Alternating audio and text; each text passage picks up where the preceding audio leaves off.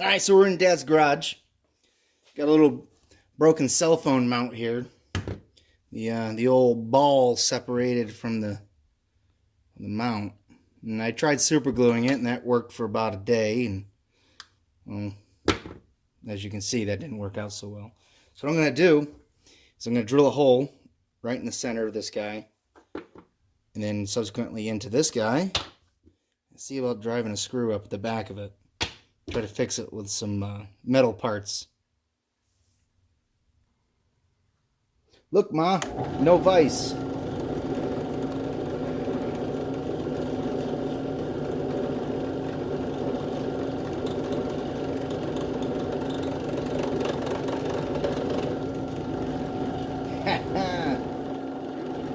Nailed it.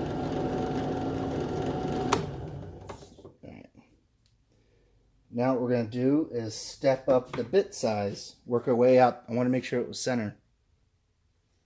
So for those of you who don't know, everybody should have a drill gauge if you're going to be drilling holes. What I want to do is figure out what size this is. Smallest possible while letting it slide through. There we go. So we're at 5/32. So I want the hole in the back of the mount. I want this one to be big enough for the screw to slide through, and then in the ball be just big enough so it's pre-drilled. I want it to grab into the ball. So let's swap out. Well, of course, the 5/32 isn't where it's supposed to be, so we're going to use next size down. It'll be all right.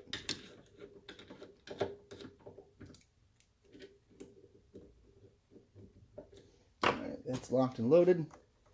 Contact.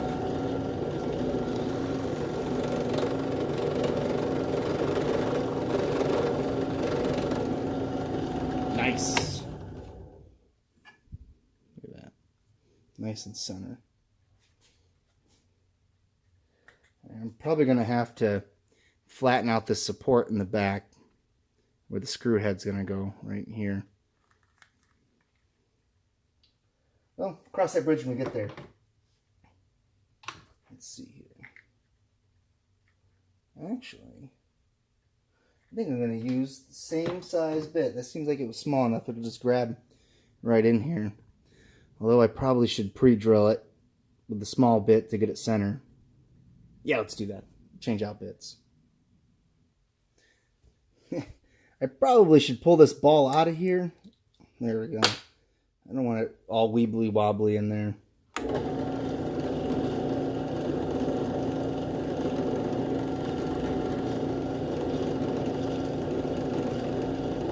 Come on.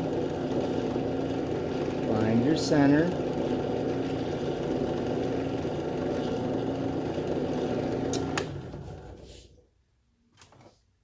There we are. I know a bunch of people yelling right now. Probably should be using my center punch. We'll go ahead and do that.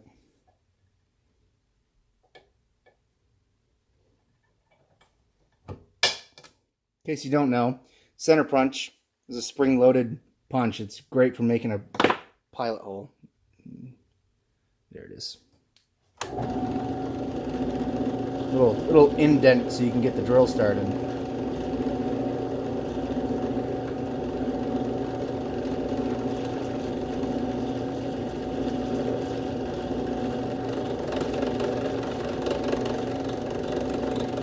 Nice and easy. Nice and easy.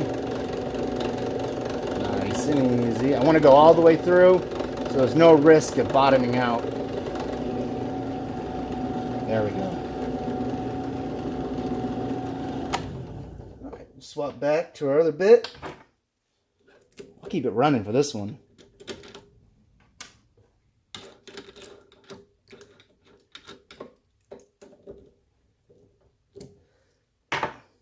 Contact.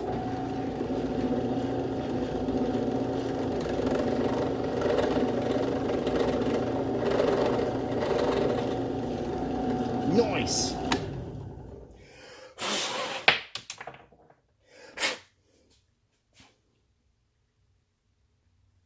All right, grab my file. I just want to take this edge back a little bit. You can see right in here how it's going to be in the way of the screw.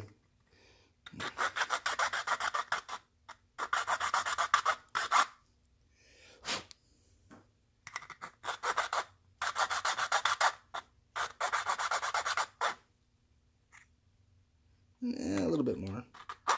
I do realize that this is the support to help hold this, but the way I see it is if it's not holding the ball on there, then it's not working at all. And sometimes it's important to understand that if it's already broke, you know, if you have to replace it, well, you can't really make it that much worse.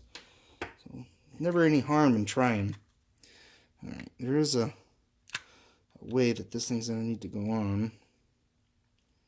There it goes. It likes that. Nice. Oh, wow. Planned that one out, didn't I? Stand by. Have no fear. Channel locks are here. We'll get her started and then go from there.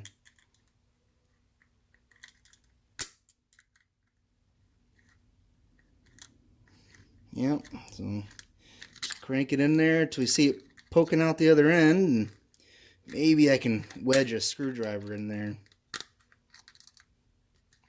If not, I'll do it this way all the way in. Hear that poking out?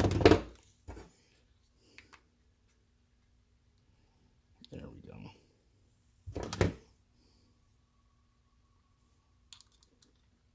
Not going to bore you with this part. I'm just going to tighten it. Alright, so I've been fiddling with it here for about a minute. Getting it right in there. As AVE would say, click. Look at that. Nice.